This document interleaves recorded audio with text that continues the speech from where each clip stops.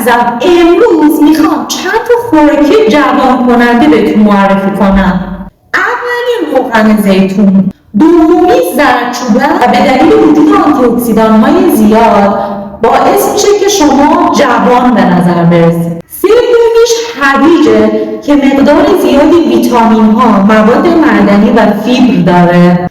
چهارمی گوجه که حاوی آنتی اکسیدان ها و ویتامین C هست و پنجمی سیر.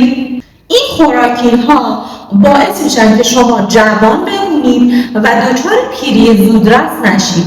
اگر نکته‌ش رو دوست داشتید با عزیزانتون به اشتراک بگذارید و برای دونستن نکات سلامت بیشتر و اصلاح سبک زندگی همراه کانالم باشید.